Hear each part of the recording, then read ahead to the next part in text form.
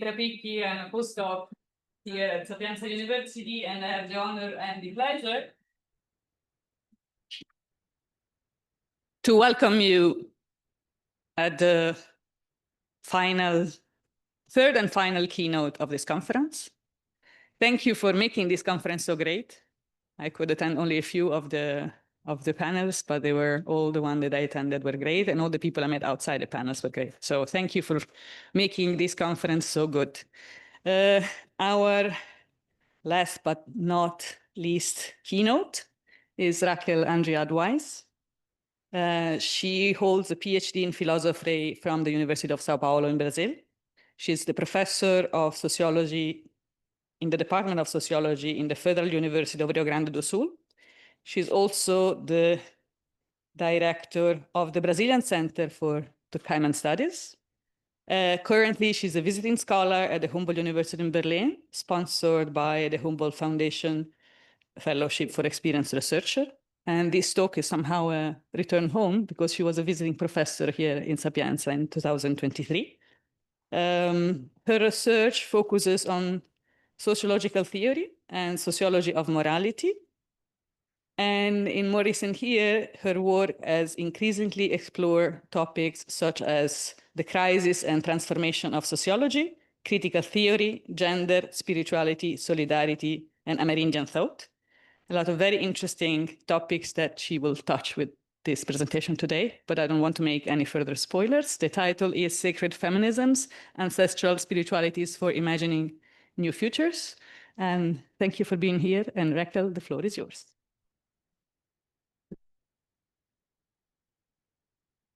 Thank you, Margarita. I want to thank all the organizers of this beautiful conference, and so appreciate the honor of being able to be here with you. So I will ask your permission to read my conference, otherwise I will keep speaking for ages, and that's not good. So, yeah. Well, the encounter between the social sciences and any form of religion or spirituality is to some extent always a disagreement. Knowing already circumscribes the intentionality of the social sciences relationship with the world, and in doing so interposes the limits of what is possible in this encounter. When discussing the limits of the social sciences in relation to life, I'm not suggesting they should be different. I recognize they are rooted in a tradition that constantly transforms in its origins and meanings. This can be seen as a form of life that interacts with others to explain, understand, and critically evaluate or transform them. But they can be a gift of human expression that emphasizes scientific rationality and systematic reasoning to comprehend the world. Recognizing the social sciences as a form of life means understanding their limitations, especially when encountering forms of lives where the Western kind of rationality isn't central. These encounters reveal aspects of religious and spiritual experiences that fall outside social scientific analysis. I approach sociology with a somewhat heretical perspective, while respecting its foundations. I consider myself as part of the sociological community, but I acknowledge that my views may invite criticism. Every field can tolerate some heresy, leading to transformative insights. So my slight deviation involves making space for influences outside traditional sociology, allowing them to inform my work. This approach fosters an affected sociology open to experiences beyond its usual scope, enabling me to engage with what I may not fully understand. In this research, I'm focusing on specific movements rather than the broader networks of spiritual practices similar to the works from Stefania Palmisano that we heard this morning. But her work influenced my journey a lot. But my approach is much more modest. I seek to understand the meanings that individuals attribute to their spiritual practices while allowing their beliefs to influence my sociological perspective. This process disrupts the linearity of my initial questions, enabling to analyze them through sociological categories and theories. It's a kind of Socratic experiment, focusing more on raising questions than finding answers. This journey is not about distancing from Western science's objectivity, but reconnecting with its roots, where knowledge involves openness and a sense of wonder about the world. So my research focuses on the relationship between oppression, liberation, and vulnerability. Many women around me have transformed their lives through feminism, breaking free from oppressive systems that cause psychological and physical suffering. As a political movement, feminism unveils power structures and emphasizes the social and performative aspects of gender, advocating for radical freedom in identity construction without prescribing how to live. This is its strength. However, for those facing vulnerability due to trauma, rebuilding one's life can be an overwhelming challenge. Many women I met reported that feminism helped them realize they had experienced abusive relationships where their bodies felt alienated from their own will. In various spaces I visited and participated, a recurrent theme is healing. Typically, it's the experience of suffering that needs to be addressed and healed that motivates women to pursue various different practices.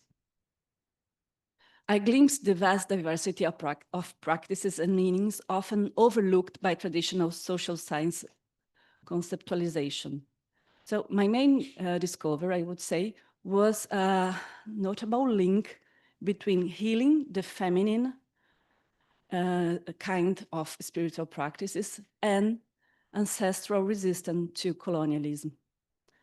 This shifted my research focus from merely understanding sociologically relevant dimensions to reflecting on the implications of engaging with other ontologies for my sociological practice. In the next section, I raise questions about the conventional distinction between religion and spirituality. In particular, I suggest that traditional sociological approaches to so-called new spiritualities are inadequate for describing certain spiritual practices and communities, especially in the case I know a little bit more, that is Latin America. Therefore, I propose the term communitarian spiritualities as a more appropriate way to characterize groups and worldviews I encountered in my fieldwork. And in the second section, by focusing on the experiences of women in patriarchal contexts as a widespread form of vulnerability, I show how a specific form of communitarian spirituality, what I call sacred feminism, offers practices and meanings that challenge some of the foundational assumptions of Western cosmology, and by extension, sociology as a Western mode of knowledge. So even at the risk of oversimplification, in the sociology of religion, there is a sharp contrast between religion and the so-called new spiritualities. For those who were here this morning, Stefania offered us a broad view on this topic. So the emergence of spirituality as a sociological category reflects an attempt to conceptualize the rise of a new modality of relationship with the sacred. The phenomenon is often set against the backdrop of critical cultural changes, including the culture of self and mistrust in institutions. I often feel some discomfort with this portrayal of new spiritualities, where seekers appear as selfish, delusional individuals escaping boredom. I must acknowledge, though, that after visiting a few studios of yoga in Berlin, I realized how this diagnosis can be accurate. However, it might overlook some essential issues.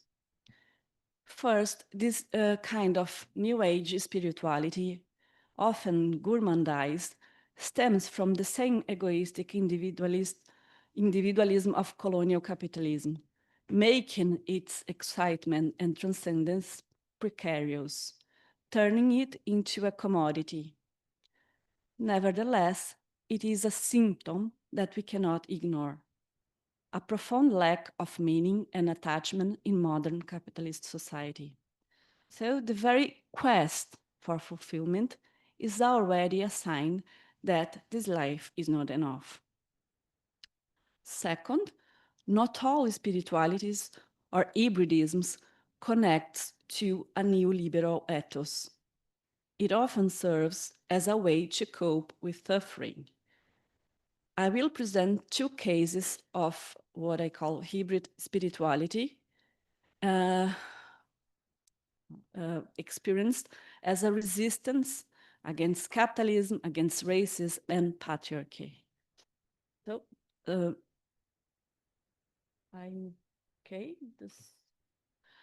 first case is from Renata, a woman in her 40s, born in Central America to a family deeply involved in revolutionary left politics. She moved to Brazil early in life and later returned to her homeland for research. This journey introduced her both to feminism and holistic and spiritual practices, which she initially approached with skepticism. However, these experiences helped her connect with her family history during a tumultuous period in her life. Engaging in integrative practices rooted in spiritual traditions, Renata also attended women's circles and was initiated into an African religion. As a white person, she feels hesitant to claim a religion tied to an ancestry that isn't hers. She also notes that not all groups honoring the so-called sacred feminine are enlightened, particularly regarding the inclusion of queer individuals. In her role as a health professional, Renata tries to integrate her holistic practices, but she also feels she cannot be fully open about her spiritual practices and beliefs. The next story is from Raissa. She highlights her background as a Black woman from a lower middle class family in the northeast of Brazil, where she faced significant challenges, including being a victim of sexual assaults. She deepened her connection to spirituality through women's circles and yoga, which later became her primary source of income.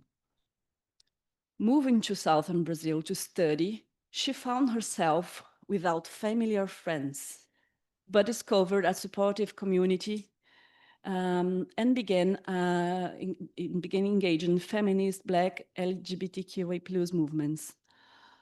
Also, although she recognizes a frequent elitism in the yoga community, she remains engaged because, as she says, yoga allows her body and mind to exist outside capitalist pressures, serving as a form of resistance.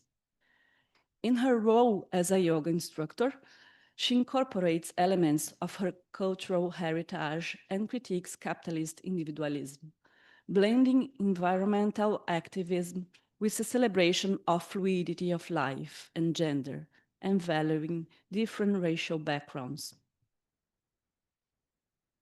Well, my third critical argument to this kind of perspective regarding the separation between religion and the so-called new spiritualities is that this framing of spirituality overlooks transcendence transcendence forms beyond traditional religions and New Age spiritualities.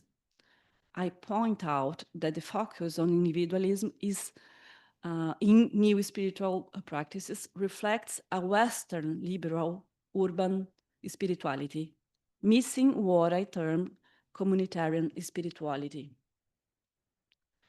The new spiritualities prevalent in sociological literature reflect specific social conditions that are not universally applicable, as noted by Latin American scholars as Marcelo Camurça, René de la Torre, etc. In Latin America, the concept of emerging pluralism overlooks the coexistence of multiple religion systems and spiritualities prior to European colonization, which were largely replaced by Catholicism. So understanding new spiritualities also requires considering the moral dynamics of diffuse religion, in the sense defined by Roberto Cipriani, which in many cases still upholds patriarchal values. Communitarian spiritualities can be seen as part of a collective effort to establish different moral frameworks by recovering ancient traditions. In the cases I investigated, Catholicism serves as a background against which ancestral and yet contemporary spiritualities seek alternative sources, including Eastern religions and indigenous practices. Unlike typical New Age movements, the rejection of hierarchy does not always lead to individualism, but fosters collective bonds in a horizontal and non-institutionalized way.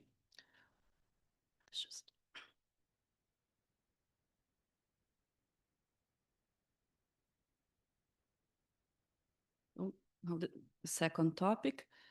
The spiritual practices and conceptions also face tension when they intersect with emancipatory struggles from various social movements. I will particularly address the tension with feminism. Research by Christina Holmes and Ella Potianin, along with discussions by René de la Torre and Cristina Gutierrez Zuniga, highlights conflicts arising from the recovery of ancestral practices that challenge feminist perspectives. Many forms of spirituality often emphasize individual well-being, which can lead to a narrow understanding of these practices.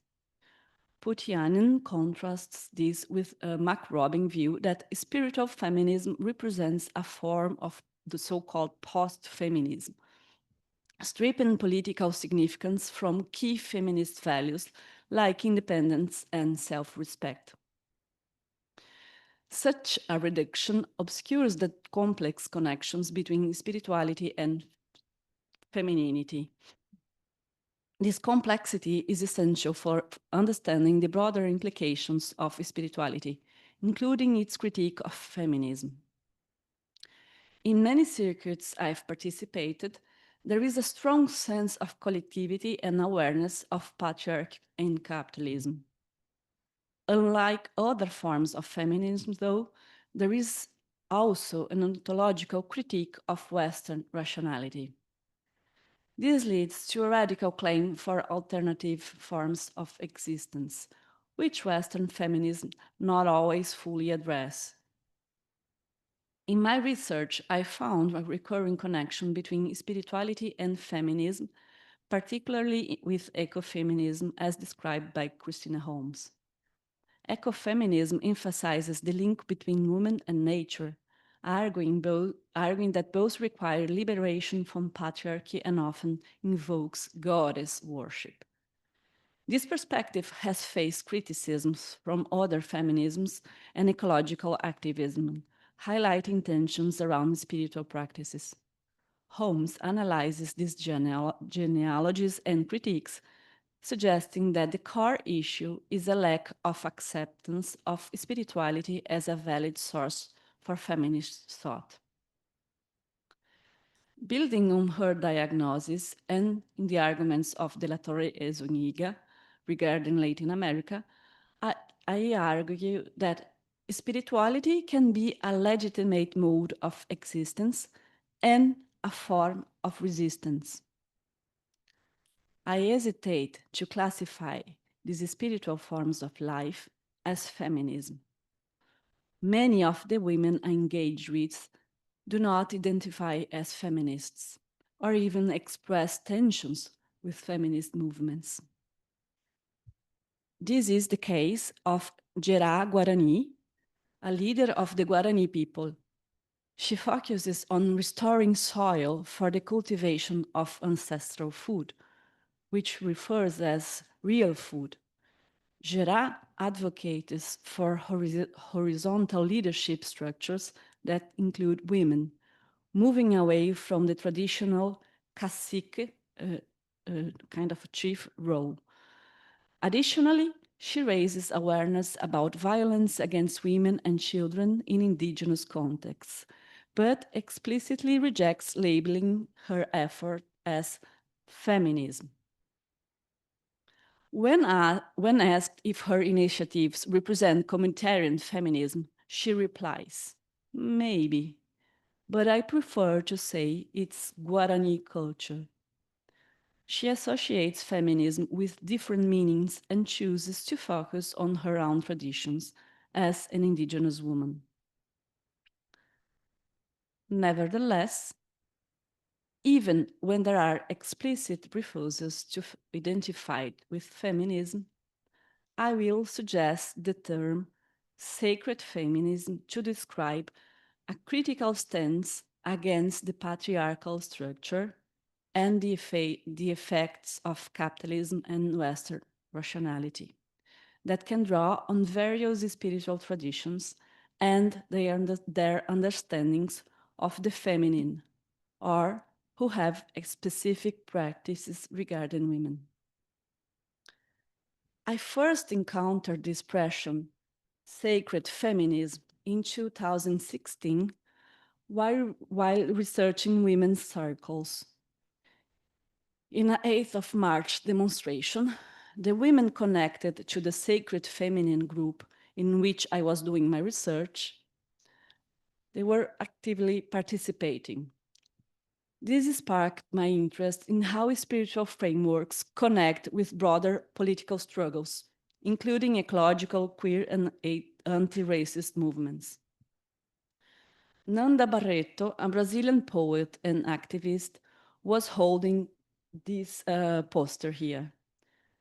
And while preparing this conference, I decided to contact her again to check if this expression was indeed her creation.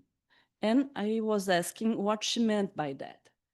And this was her answer.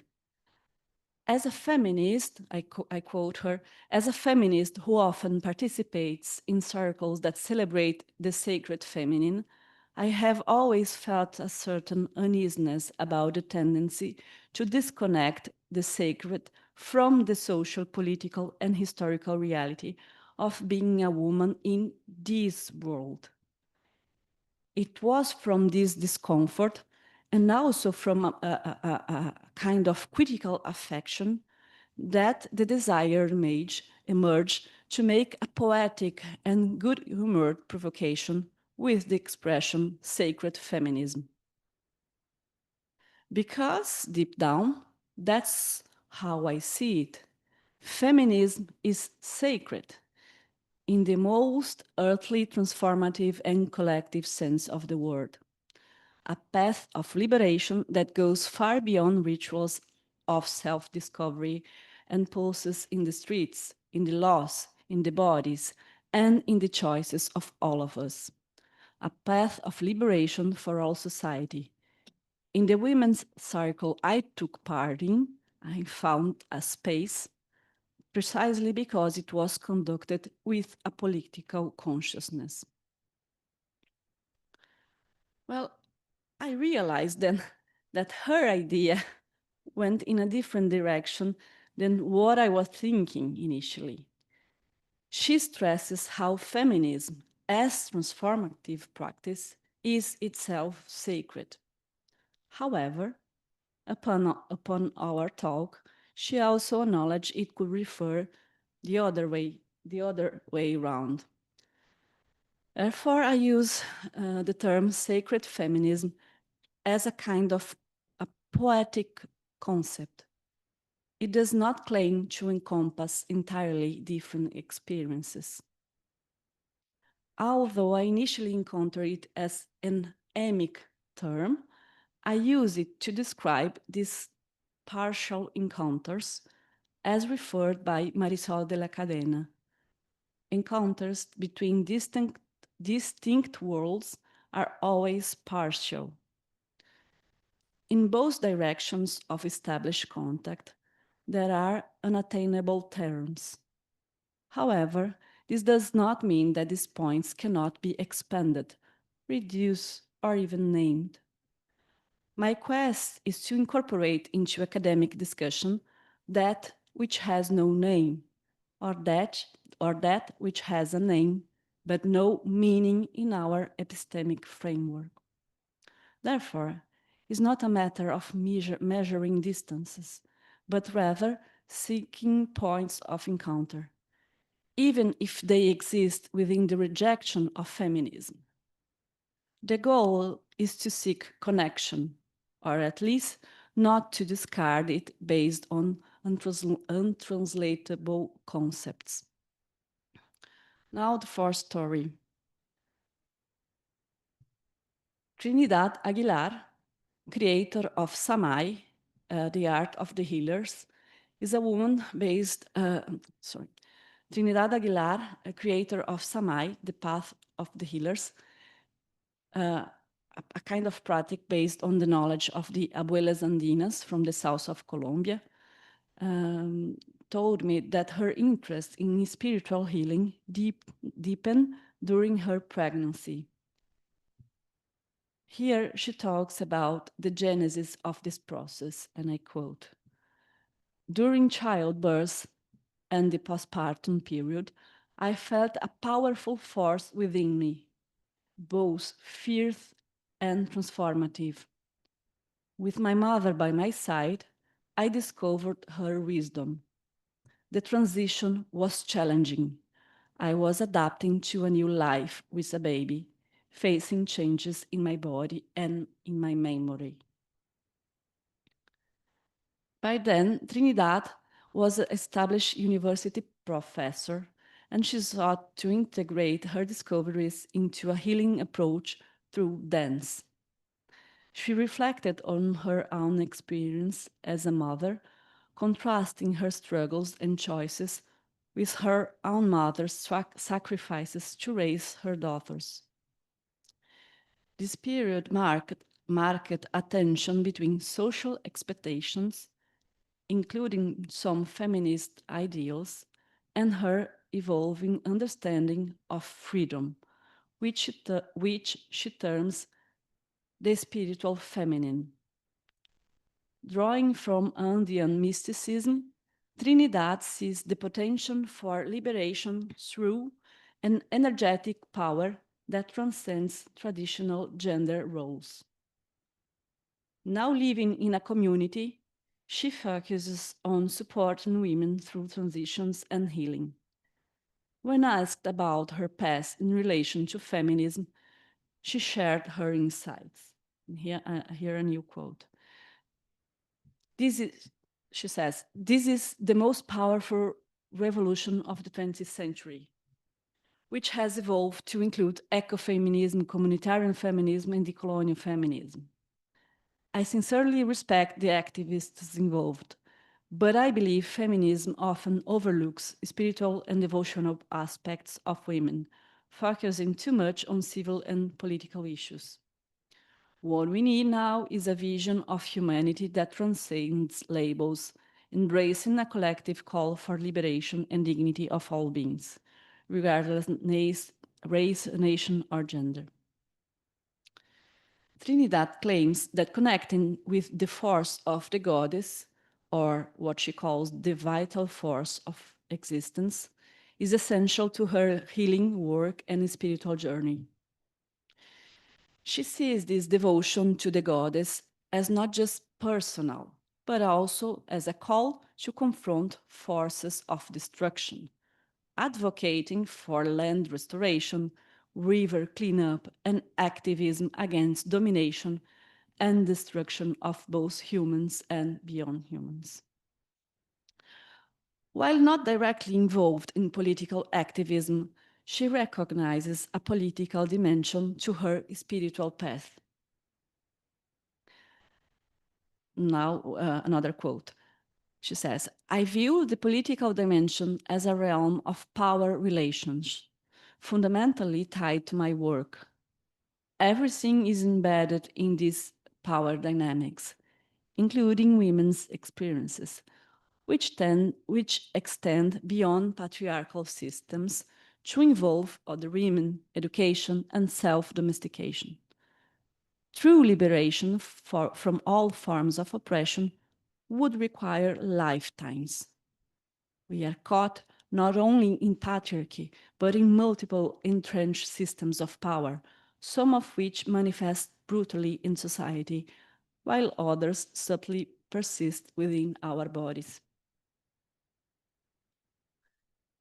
So, one of the last aspects I highlight from one of her speeches is the need to reevaluate the sense in which spirituality linked to ancestral traditions is experienced, even in its modern forms.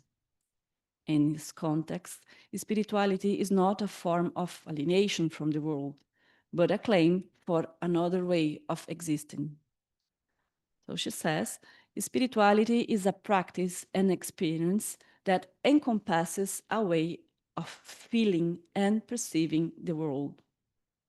It transcends mysticism and ritual, offering a liberating perspective on life.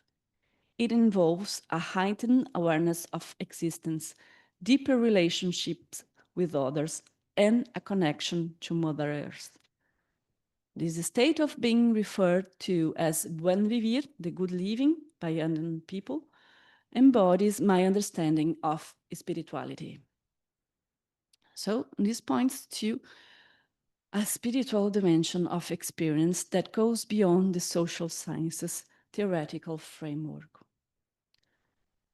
Well, now going to my final remarks, I would say that the discussion at hand explores the relationship between social sciences, communitarian spirituality, and feminism, particularly regarding spiritualities of the feminine.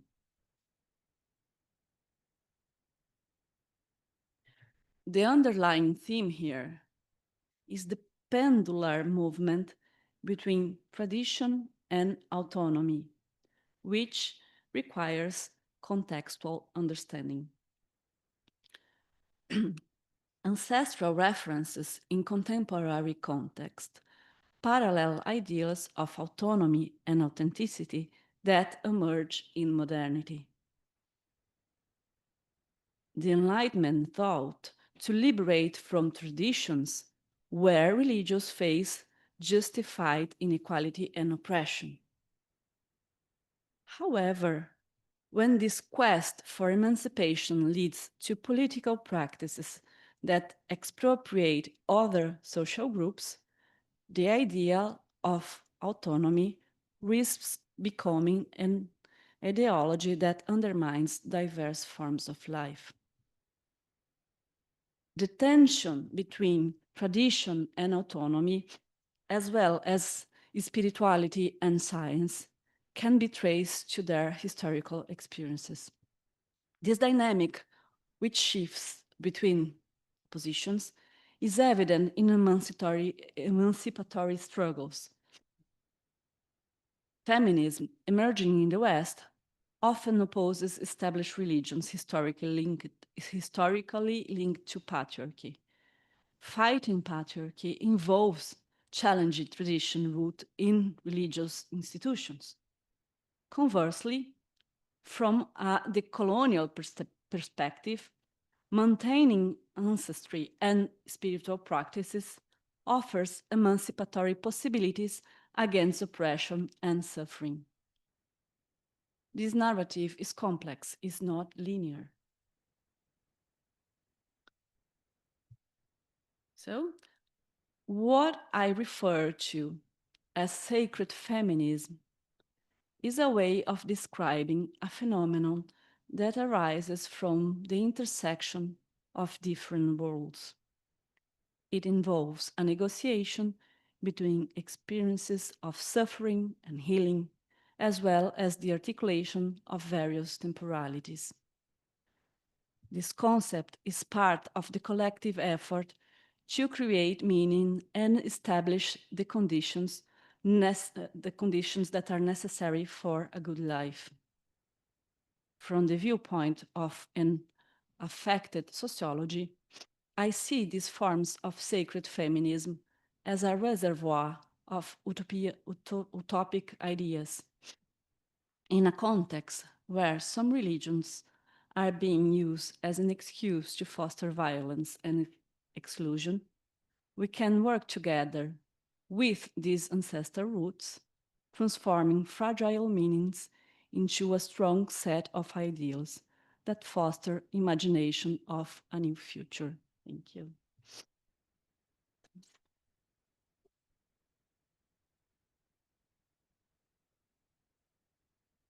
Thank you, Raquel, for the beautiful presentation and for making it short enough that we have more than 20 minutes for questions, for Q&A.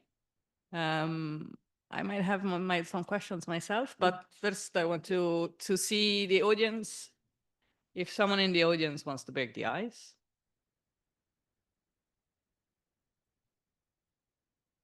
No one? Okay, so I will. We were talking also about this yesterday. What are the limits of the definition of feminism? What other words can we use to define activism of or engagement or agency of women who do not identify as such? Have you thought about alternatives? And another question is about what now is called cultural appropriation. What do you think? It is a thing? Do you think, what are the limits of it? What makes something cultural appropriation and what doesn't, if it makes sense?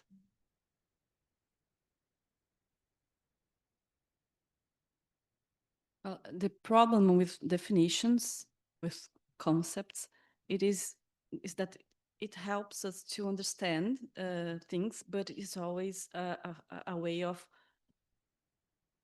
leaving things out. So when you define, you put some phenomenon inside, but you leave others out. I use this expression precisely because it was an expression I found in my fieldwork. So what I would say, I would say is, perhaps we could look for other expressions, but I don't believe any of that could be enough to cope with this whole variety of things. So this is just an effort to bring into academic discussions things that are normally outside there. But I think there is a limit in the conceptual ambition. But this does not mean that we should simply give up, but recognize they are not enough. They are just part of the process. And about cultural appropriation, this is not exactly my my theme, but from what I know and from what I have experienced, the problem with cultural appropriation is when you do that in a detrimental form regarding the original groups, which means, okay, you take an image, an idea, or a kind of practice, and this somehow can bring some kind of loss for the group that you are taking it. For example, in Brazil, the indigenous women, they are very generous because they are willing to share their knowledge and their practices and their wisdom, even to those who might be part of the group oppressing them.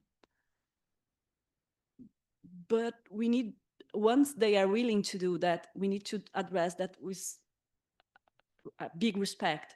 So I don't see problem in fertilizing worlds, but we need to do that with, I don't know, a kind of reverence, with respect, and not just taking that and not giving it back or pretending it doesn't have an original source, I would say that. I also think it's about making money. Mm. So if you appropriate to make money, Yeah, exactly. that's appropriation. Yeah. Any other interventions? Questions, notes? I know it's the last keynote and it's after lunch. We're talking about feminism and spirituality and alliance between the two. And race and critical theory. Oh, come on. Can you come here so also people at home can hear the question? Sure. Thank you. Thank you. Thank you for the wonderful presentation. I don't have a question, but I will just add it to your presentation as a feminine. In Hindu culture, the spiritual exploration ended with the metaphor of a magnificent feminine picture. It's called Kalima, is a mother. Her tongue is outside and she is wearing a garland of skulls. And she's sitting, her feet are, the sole of the feet is pointing outwards. And she is feeding Shiva, breastfeeding. This is considered by all the gurus, this is the best metaphor the ancient people gave. And it depicts silence. When the tongue is out, you can't speak. Then the feet are pointing outward. It signifies movement everywhere. Then the skulls, she is adoring the skulls as a garland, that she is beyond human intellect. And she is feeding Shiva. So Shiva means, in scientific term, if I now bring it to the science, is space-time. The manifestation is happening in space-time is a formation of Shiva.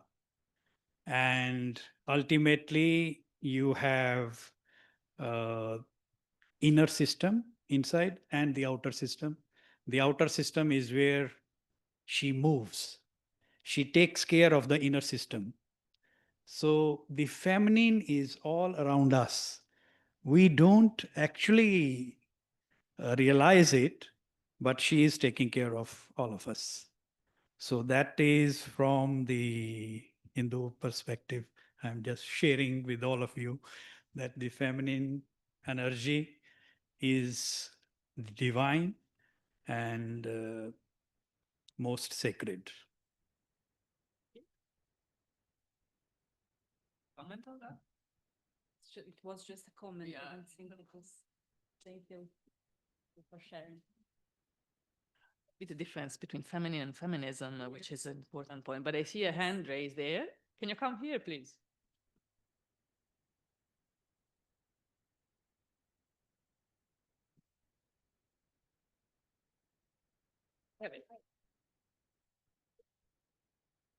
Thank you so much for this wonderful presentation. I was wondering, I don't know how long you use this term, and if you have, that's my question. Have you had feedback by women on that use of this terminology? Because my experience, at least for German scholars, is that if you use the term feminism, they still think of that second phase of radical feminism, which is very, sometimes very hostile towards men. So they don't consider, at least for German terms, the third phase and nowadays. Thank you for your question.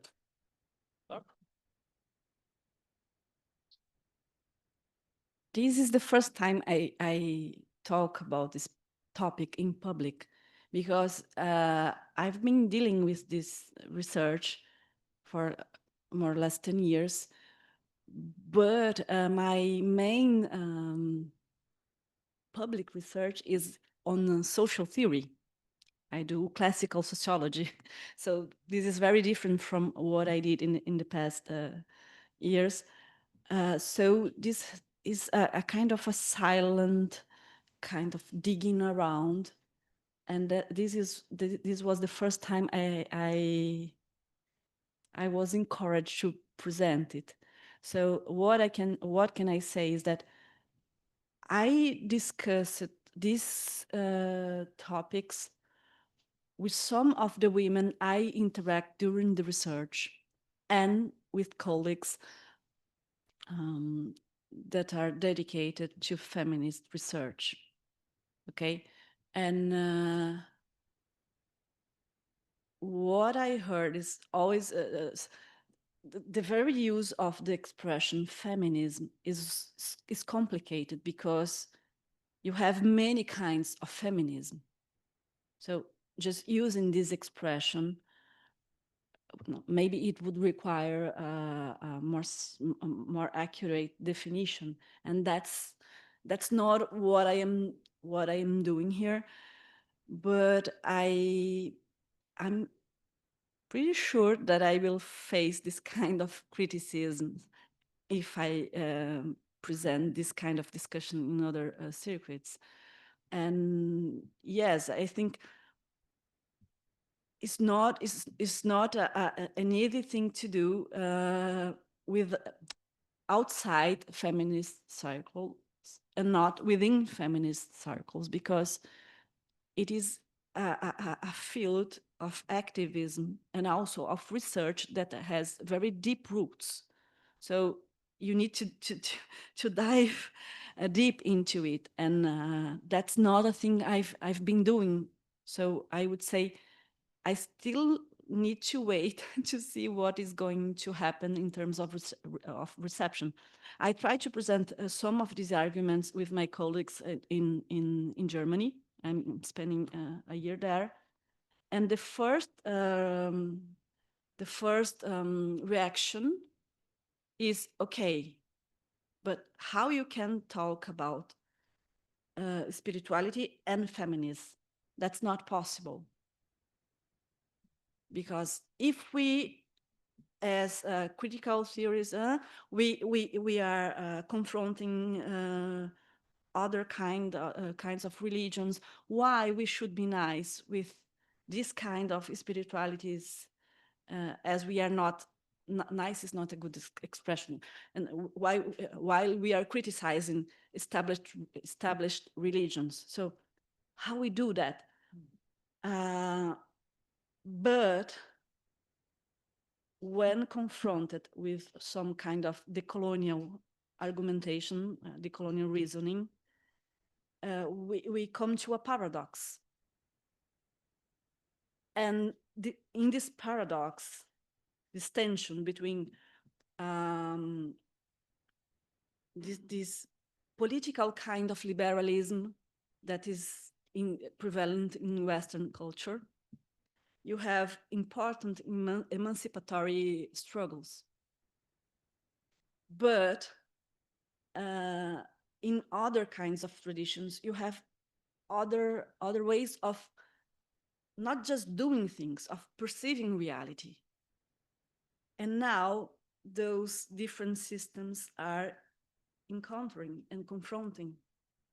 And what my position is, maybe you cannot find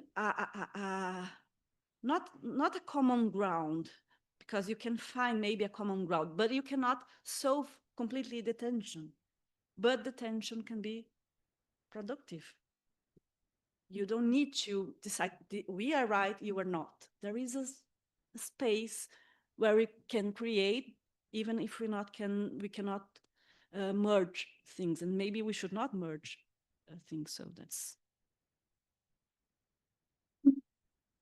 I think especially like the comment about tension can be productive, can be transformative. I think so too. And following up on what we were discussing yesterday, I work with Muslim modern intellectual history, and I have a similar problem when we talk about Muslim women agency and activism. The most common word is Islamic feminism, but many Muslim women who are active and maybe run shelter for abused women, they don't want to be called feminists. Because I think that there is a problem of the definition of feminism and the weaponization of feminism gender issue by imperial power. Like the war to Afghanistan that was conducted in theory for liberating women. Now, if that is associated with feminism, personally, what I do is the way to escape it is to define what is feminism, the way you use it, and acknowledge that there is a debate about it, and that tensions are productive, I think. May I just add? Yeah, please. What I think the faces that we are challenging now, they are so tremendous. I would say we need to gather all the forces that we can. So because I don't think it's one single kind of struggle that can provide all the answers. We need everyone committed to our survival, I would say now. So yeah, it's right. And feminism is somehow the sort of F word which arises controversy wherever you use it.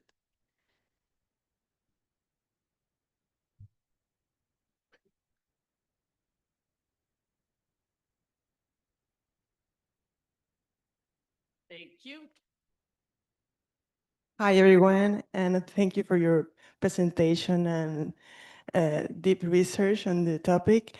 I'm personally stuck on the term sacred feminism because as I understand in the process of signification and resignification of ancient spiritualities, there is always movement and change. So I will propose sacralized feminism because with the sacred term, sacred feminism is, you keep thinking, then there is a profane feminism in opposition.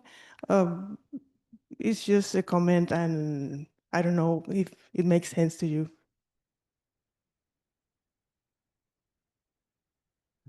I will think about it. Thank you.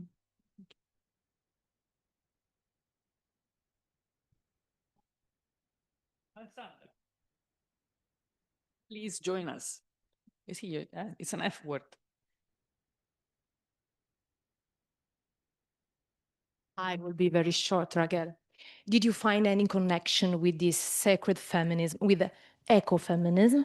And if ecofeminism maybe could be the ground for connection between this Western feminism and the more Latin way of being feminist in that way? Okay, there are connections, but ecofeminism is also a different thing. And okay, I asked this question to many women. Some of them responded, yes, I could consider myself an ecofeminist and etc. But even in ecofeminism, let me put this in another way. There are two sort of tensions. With these more communitarian approaches, ecofeminism not always consider ancient traditions and other dimensions of life that are not directly connected to ecology, I would say. So there are other aspects that are not covered by it.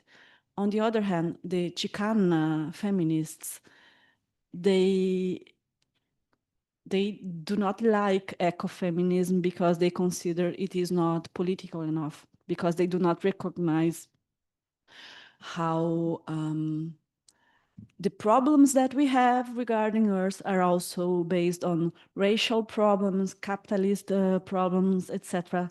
So I would say for some of them, yes, but they do not fully intersect.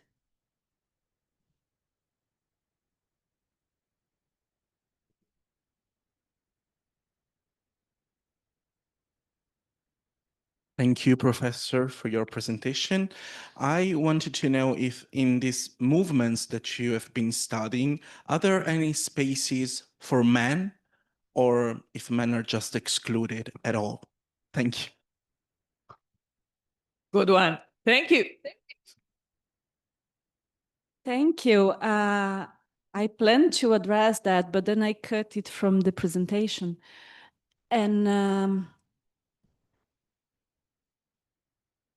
well, no. It's I just want to find the correct way to address it.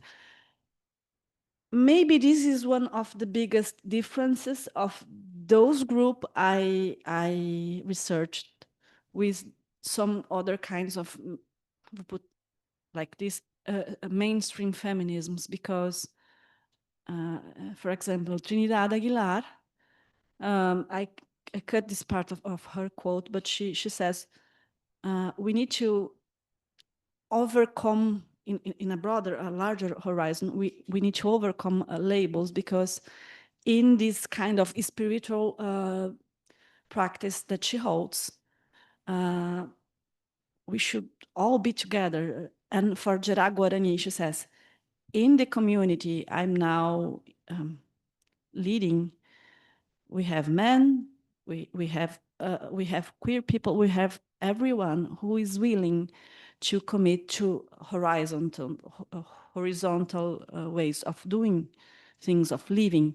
So they are not excluding men at all. They are excluding patriarchal hierarchy. They are saying even that patriarchy is not good for men, because you cannot find really meaning in your life by disconnecting to nature, being disconnected to other people. You need a kind of awareness. So they conceive a kind of practice that is supposed to be to everyone, but in many cases, some of the practices are directed to women, because what I say is, considering history and real life, many women face so many kinds of oppression that they need a protected space where they can share, where they can heal. So there are different experiences, but as a horizon, this is the horizon. And in this group, in the Nación Pachamama group, who Trinidad belongs, this is a multiple community. They have all genders, and so yes, there is room for men, and I would say we need everyone again. So it's not.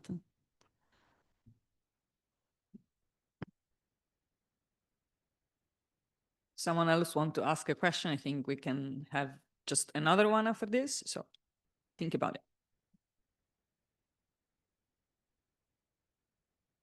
Thank you for a wonderful presentation.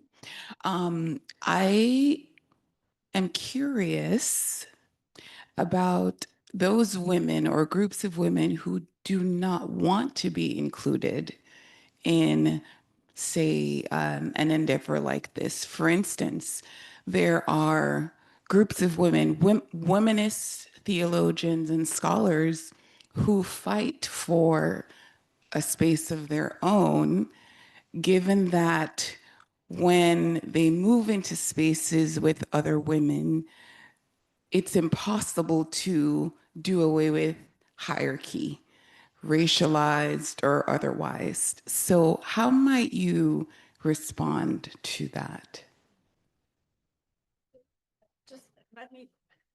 Just to see if I have it right. You mean women that are not willing to be part of those groups, but feel more safe or comfortable in other groups, like in the kind of womanist movement? Is that so? Just my question. My question has to do with the vision you just casted of this sort of horizontal, maybe equalized ground where Black women will say the ground is never equal. How do you respond to those women who say, we want to fight for a space that's ours?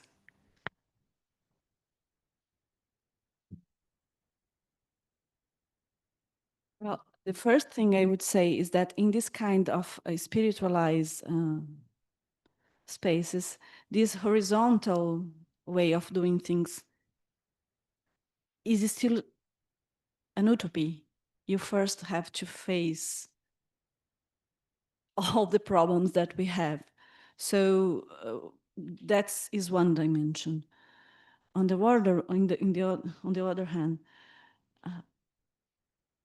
I mean, I never did myself research with groups of Black women, but I have a close colleague of mine who is doing this, and I learn a lot with her. She's doing this with in the context of Brazilian movements, and what she says as she is itself an important figure within the Black women's movement in Brazil. And what she says as sometimes not just healing, but also fighting is a too demanding effort, and you need to be in a safe space. So what I would say is, this is one kind of utopia. This is one kind of possibility, but this is not the only one. If you are referring to groups of people in this specific case of Black women who faced specific kinds of suffering, of challenges, etc., and you need to be listened, you need to be recognized in your own suffering, in your own pain. So why not do that? But what this discussion is about is to fight for a world where every kind of existence can have a fair space to flourish. But this is not an easy task. And I don't think anyone is willing to provide a definitive answer. And I will, of course, I will not do so. But what I say is, if this is a necessity, why not? If this is where women can find comfort, space, and strength to fight, why not? This is a real necessity. So that is my very personal view on this topic. But yes, I don't know if I could answer it, but this is how I see it. Thank you. We reached 5. So if there is a very short question, but if there is not, I think we can close it now.